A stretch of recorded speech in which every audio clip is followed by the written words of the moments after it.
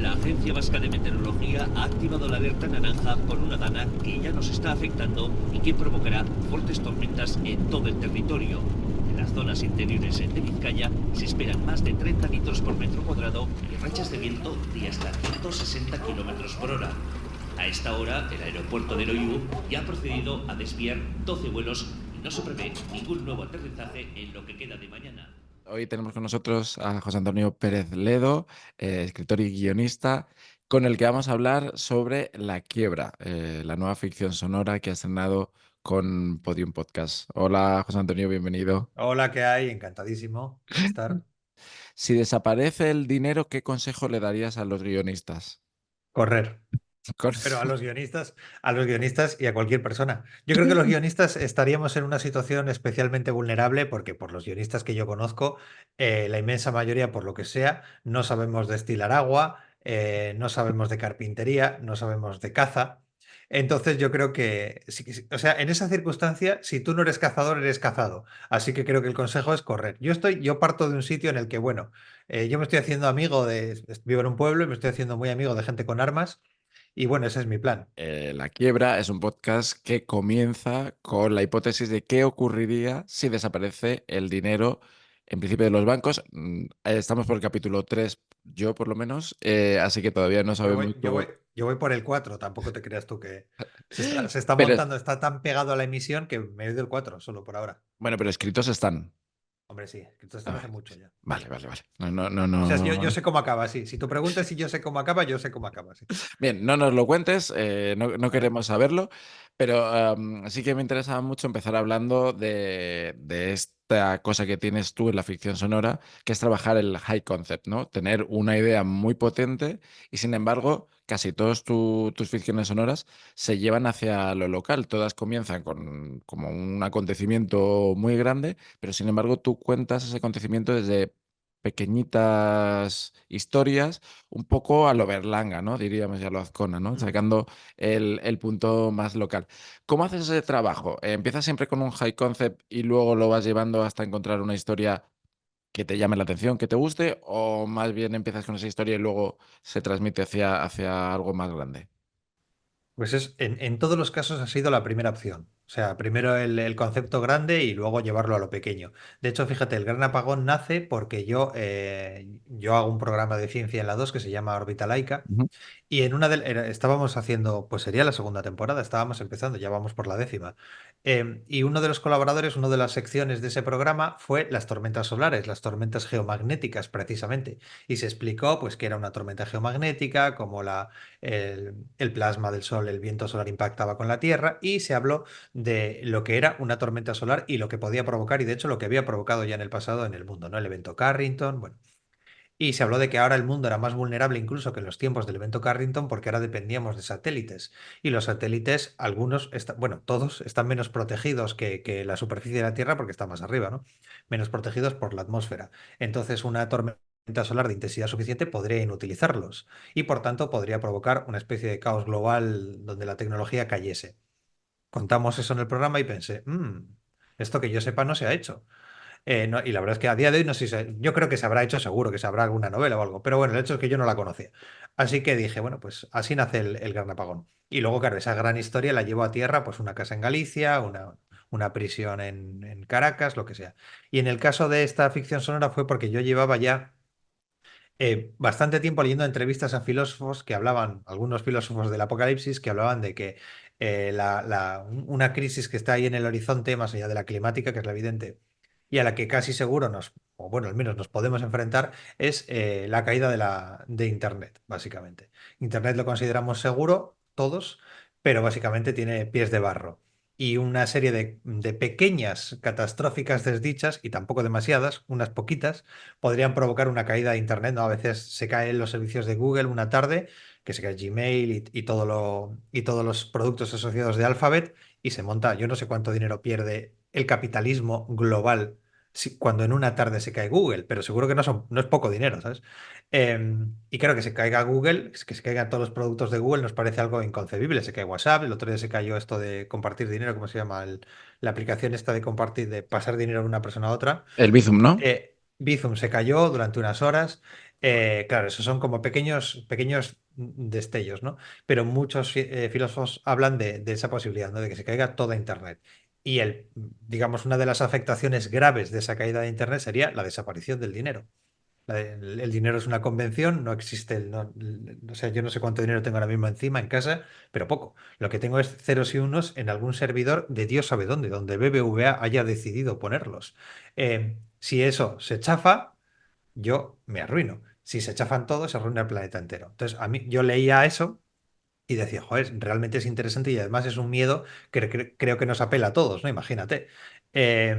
Y se me ocurrió pensar qué pasaría, tampoco es una idea muy original, se me ocurrió pensar qué pasaría en mi pueblo, en el pueblo donde yo ahora vivo, que es un pueblo de Vizcaya, entre montes, que se llama Gordesola, con la gente que yo conozco.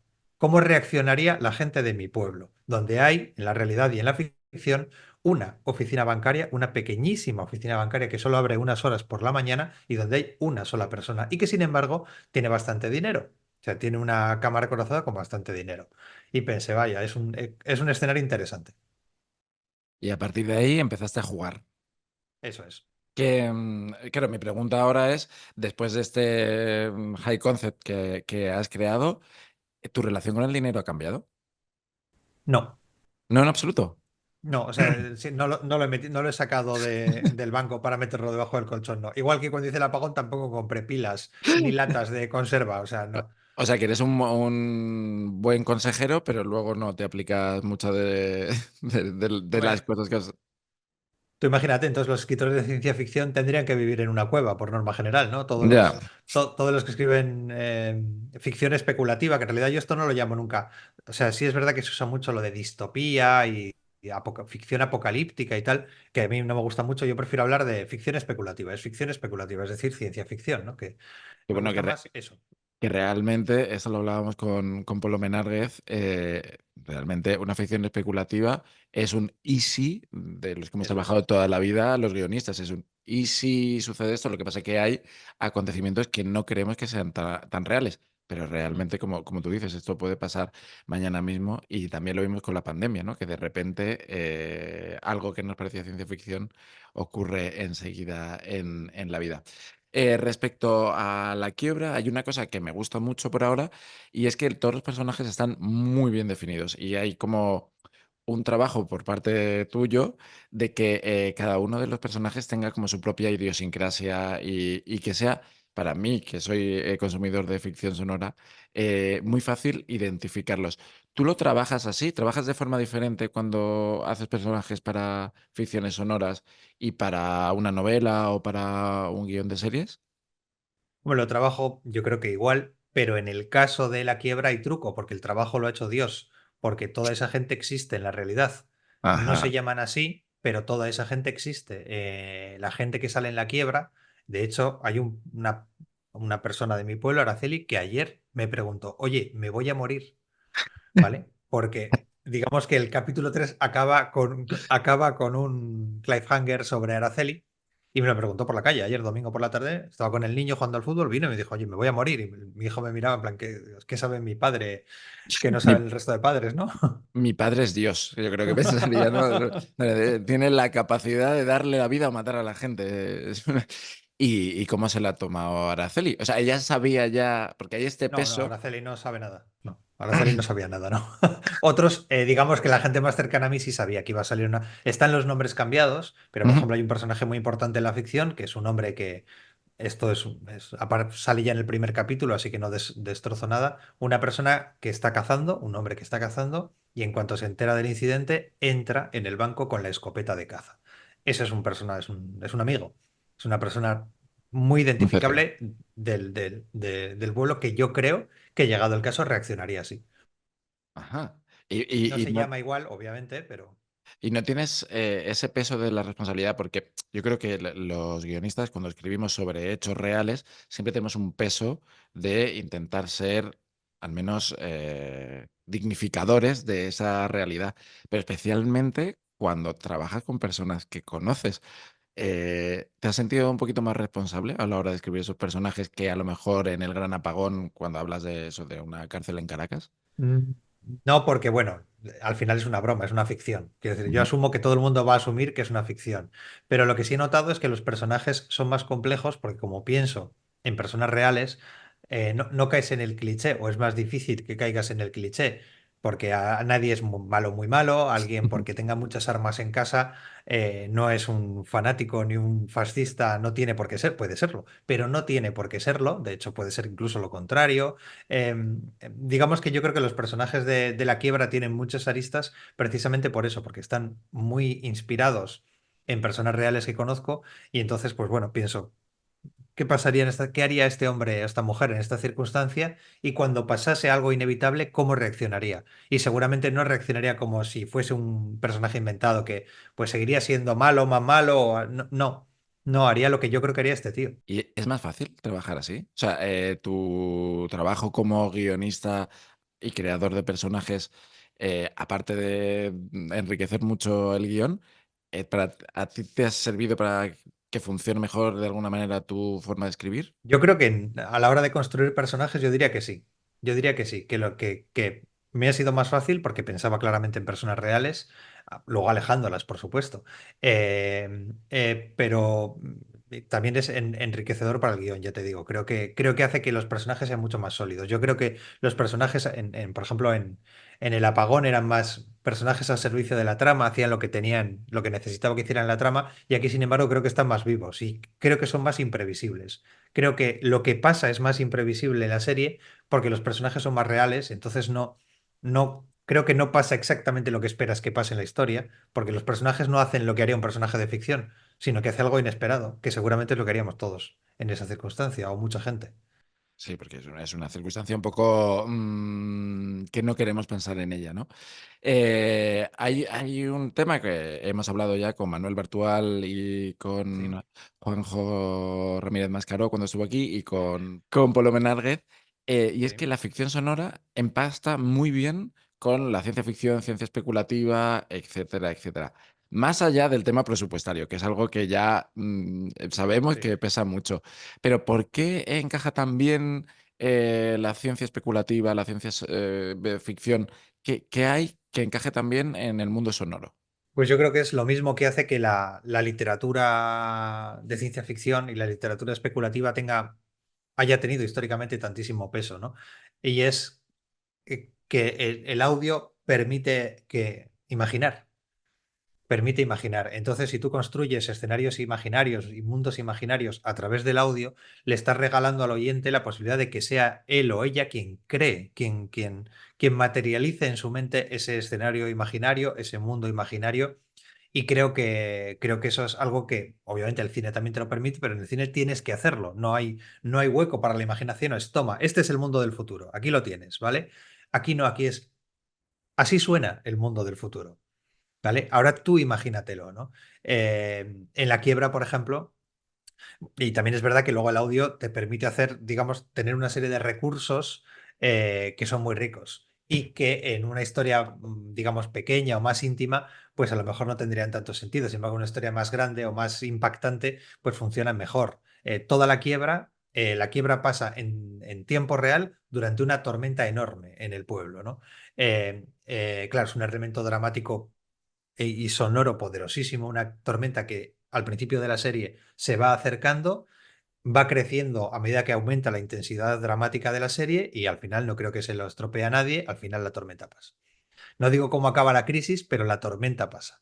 Eh, claro, son elementos sonoros muy. Y luego los disparos, las explosiones, son elementos sonoros que, claro, tienen mucho peso y al final los encuentras en el género. Yo siempre digo cuando doy clases de máster que cada uno puede escribir la ficción sonora que quiera, pero que yo creo que una ficción sonora de una crisis de pareja en un apartamento de Madrid, pues tendría poco punch, porque inevitablemente va a tener poco punch sonoro. O sea, va a ser muy teatral, va a estar todo basado en diálogos y en interpretaciones. Sin embargo, al final la ficción sonora se nutre de todo tipo de sonidos. O sea, todos los que has dicho, que ya tenemos mucha experiencia en esto, contamos la historia no solo con palabras, sino con los sonidos. Los sonidos cuentan, ¿no? Y los silencios también cuentan. Y para eso necesitamos poder contar con una amplia posibilidad, con muchas posibilidades sonoras, muchos recursos sonoros. Y eso te lo permite muy bien la ciencia ficción. Es más, La Quiebra comienza con una apuesta muy grande por el diseño sonoro.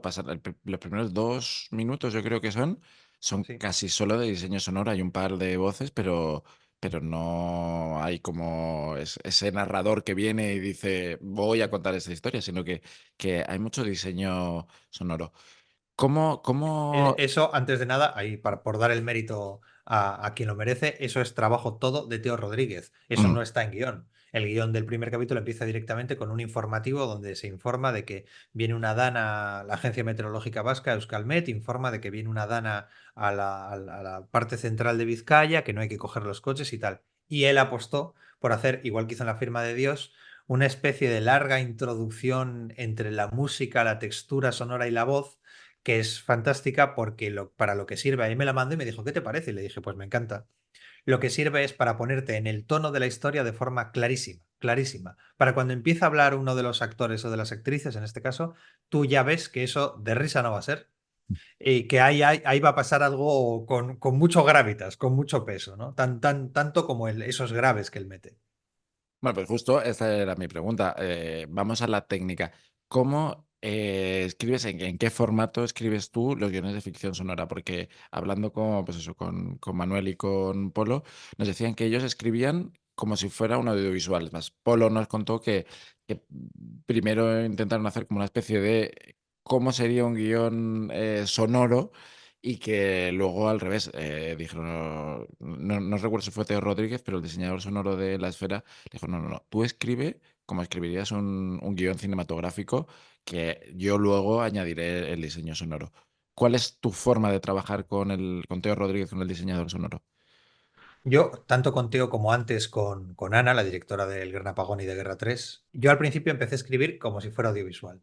Inmediatamente me di cuenta de que eso no me servía ni a mí ni a la gente que venía luego. Hay una diferencia fundamental con Bartual, que es que Bartual dirige sus ficciones. Yo no, yo las entrego a directores y directoras y gente de sonido.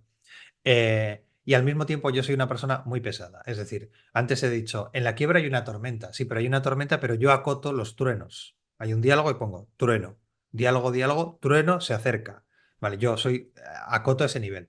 Entonces a mí necesitaba un formato que se ajustase muy claramente a transmitir eso a quien lo cogiese luego. Di mil vueltas hasta que no sé cómo tuve una iluminación y pensé, oye, hay una gente que lleva muchas décadas haciendo ficción sonora, que es la BBC. Y dije, oye, voy a ver qué tienen. Me metí en su web y resulta que BBC tiene y además esto es un buen consejo para los guionistas que no lo sepan, dentro de la web de BBC hay una pestañita que se llama Writers Resources, recursos para guionistas, para escritores. Y ahí tienen un montón de material, empezando por guiones propios de BBC, hay guiones de Doctor Who y cosas así, hay un montón de guiones. Y también hay plantillas. Y dentro de esas plantillas está lo que ellos llaman BBC Radio Drama. ¿Vale? Es decir, dramáticos de radio de la BBC, donde hay guiones acabados y su plantilla. Y por supuesto, es perfecta. Entonces hice lo que básicamente lo que los ingleses llevan haciendo toda su historia con el resto del mundo, que es robar. Cogí su plantilla, la adapté un poquito, pero básicamente lo que uso es la plantilla de la BBC, que es una cosa muy clara que inmediatamente quien coja luego un guión ve clarísimamente, incluidos los actores y las actrices, ve clarísimamente la distribución, no se parece nada al formato americano al formato americano de guión cinematográfico, pero para mí es súper útil, es un Word, es súper útil y para la gente que lo coge luego es muy, muy útil. También te quiero aclarar una cosa, yo soy muy pesa con las acotaciones, pero luego coge Teo, por ejemplo, en este caso, y él ya ve si el trueno va ahí o no. Quiero decir, como en cualquier proceso creativo. Pero a mí pesado no me... O sea, yo me mantengo firme, luego ya el director o directora obviamente da su visión sobre el guión. ¿Y cómo es ese formato? ¿En qué se diferencia? O sea, ¿qué te enriquece a ti tus guiones de ficción sonora que no encuentras en un formato audiovisual normal? Pues es que no tiene nada, absolutamente nada que ver. Para empezar, una ficción sonora no tiene secuencias, Ujú. porque no hay unidad espacio-temporal. Quiero decir, la unidad espacio-temporal no existe porque no hay un espacio y luego otro. Esos son requerimientos de producción de cine. En ficción sonora tú puedes empezar aquí y acabar una escena en Madrid.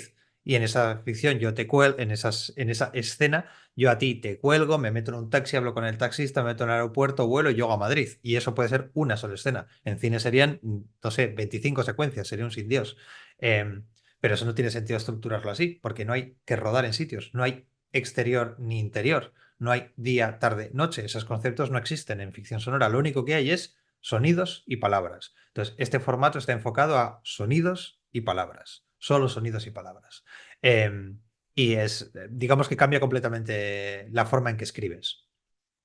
Bueno, y ahora vamos con la pregunta dura. ¿Se A ver. puede vivir de la ficción sonora? No. Bien, ya Que yo, tenemos que yo, tres que yo, noes. que yo sepa, no. Igual alguien está viviendo la ficción sonora y no lo dice. No, Mm, yo no. o sea, creo que hemos entrevistado por ahora a los tres que de ficción sonora más experiencia tenéis y los tres habéis dicho un no grande, así que Vale. entiendo que no. También depende de cómo te guste vivir. Igual te gusta vivir entre heces y roedores. Quiero Bueno, decir, entonces igual sí te llegaría, pero llegado al punto de la quiebra, si nos quedamos sin dinero, claro. pues no es una mala forma de vivir. Entonces, la siguiente pregunta es, ¿por qué escribir ficción sonora? ¿Qué te llama la atención de este formato y por qué sigues escribiéndolo después de... ¿cuándo fue Guerra 3? ¿Hace 5 años? No, el primero es el Gran Fue el Apagón Gran y Apagón, hace ya un perdón. montón, ni Sí, lo sé, hace un montón, igual 8 años o sí. sí. Pues por la misma razón que escribo cómic y escribo novela, por amor a la miseria. O sea, no hay otra explicación, obviamente. O sea, que decir, yo vivo de la tele, solo de la tele, y luego hay cositas, pues también hago colaboraciones en prensa, que es otra miseria. Eh, yo mi trabajo real es escribir televisión y cuando me toca dirigir algún programa e inventarme programas también. Y ahora ficción estoy haciendo también para televisión. Y todo lo demás son cosas que me apetece. Pues también, pues por ejemplo, se me ocurre un cómic y me apetece hacer un cómic. Pues lío a Astiberri y sacamos un cómic. Pero por amor. ¿Vale? Y las ficciones sonoras es lo mismo, pues se me ocurre una historia que o se cuenta en ficción sonora o sé que no voy a ir, no voy a colarle una distopía global a Netflix, ¿sabes? Entonces digo, bueno, pues voy a hacer una ficción sonora que primero la escribo, yo al menos la escribo rápido, rápido comparado obviamente con algo de televisión. Y digamos que es mucho más sencillo el proceso. Al menos en mi caso es mucho más sencillo. Simplemente se lo propongo a Prisa, Prisa me dice, joder, es muy guay. Entonces hago los guiones y los entrego y los cobro. Y se estrena y... Vale. Voy a contar tu último año. Ya sabemos que todo se escribe antes y luego se publica y lleva sus tiempos, Sí. pero en el último año has publicado una novela que es Cementerios Secretos. Has estrenado el programa de televisión Ovejas Eléctricas. Acabas de publicar, bueno, acaba de publicarse el cómic El Invasor. Y dentro de poco va a salir tu serie escrita con Borja Coveaga, Su Majestad. Es que ¿Cómo? es una serie, Su Majestad es una serie creada por Borja Coveaga y Diego San José que hemos escrito entre los tres. Vale. Y ¿Cómo? hay otras cosas que no se pueden decir, ¿eh? Y otras cosas que no se pueden decir. ¿Cómo narices haces para tener tal cantidad de volumen de escritura? O sea, creo que todos nos contentamos con sacar algo al año y lo tuyo es una barbaridad. ¿Cómo es posible? Hay trucos. Por Hay favor, truquis. cuéntanos los Eh, trucos. Estamos aquí para ello. el cómic estaba escrito hace mucho. Hace ¿Mm? años. Hace creo que 2 años estaba entregado el guión. Y ha sido el dibujante el que ha tenido que encontrar huecos para hacerlo, pero estaba escrito ya hace bastante. Ovejas Eléctricas, el programa de televisión con Berto, lo hemos hecho como locos, como auténticos locos. He parado todo durante 3 meses, todo lo demás, y he estado solo haciendo Ovejas Eléctricas durante 3 meses porque Televisión Española nos dio un estreno de ¿queréis hacerlo? Sí, vale, hay que estrenar en 3 meses. Pues sí, entonces fue como ¡wow! Y eso ha sido así, se paró todo y se hizo Ovejas Eléctricas como piraos en 3 meses. Y lo demás, bueno, pues en la serie ha sido un proceso muy largo, la serie de Su Majestad ha sido un proceso largo que se ha ido haciendo poco a poco. Yo solo he escrito, es Borja quien ha tenido mucho curro, porque Borja, además de creador y guionista, es director, uno de los dos directores de la serie, Borja Coveaga. Pero bueno, y tengo un hijo también, cuidado. Eso es lo No, más no, difícil de encajar probablemente, ¿no? no, yo le doy prioridad absoluta al niño. Yo le doy prioridad absoluta y luego lo demás ya lo voy encajando. De hecho, el podcast, debo decir que La Quiebra se tenía que haber estrenado hace mucho. O sea, era ya hacia... Yo me suelo enorgullecer de cumplir plazos, pero en La Quiebra he pegado una patinada increíble por culpa de Ovejas Eléctricas. O sea, he entregado muchos meses después de la fecha en la que dije que iba a entregar. Te lo perdonamos, Gracias. salvo que acabe todo muy mal y acabemos todos sin dinero, Vale. entonces te echaremos la culpa de nuestras miserias. por supuesto. La quiebra acaba con la protagonista enloquecida haciendo un programa con Berto. Ya empieza a pensar, ¿sabes? Con todo este volumen de trabajo que tienes, ¿cómo te organizas? ¿Cómo es tu rutina como escritor para poder mantener este nivel de trabajo? Por mucho que me digas que hay truquis, hay mucho trabajo ahí detrás. Y entonces, claro, yo me acuerdo que Leonardo Padura, el escritor cubano, decía, yo trabajo idealmente 8 horas al día. Pero realmente viene mi primo y me dice nos vamos de pesca, mi hijo se pone malo, etcétera, etcétera, y acabo escribiendo Ya. 2. ¿Cómo es tu rutina para poder sacar adelante todo este trabajo? Esa. Yo creo que es esa. Realmente es esa. Mi hijo se pone malo, es una cosa no menor, de hecho, es verdad. Eh, yo también hago lo que puedo. Yo creo que todo el mundo en este trabajo hacemos lo que podemos. Yo intento, después de dejar al niño al cole, ponerme a trabajar y, por ejemplo, ahora mismo estoy con una serie que no puedo decir Ujú, y tengo que entregar un mapa de tramas dentro de poco tiempo. Y entonces, mi plan es, lo que pone en mi calendario es el título de esa serie, es a tope con el mapa de tramas. ¿Qué pasa? Que estamos en producción de Órbita Laica, el programa de ciencia que hago en la 2. Entonces, en cuanto me siento y abro el documento, todavía en el tiempo que hay entre el doble clic al Word y que se abre el Word, en esos pocos segundos me suele llegar ya un correo electrónico de Órbita Laica con alguna movida. Entonces, claro, pues así, pues voy escribiendo, órbita laica, pasa algo, no sé qué. Encima, claro, o sea, pasas de estar escribiendo una ficción a cosas relacionadas con Kepler. Pero bueno, pero hago lo que puedo. Pero bueno, así, yo creo que como lo hacemos todos, ¿eh?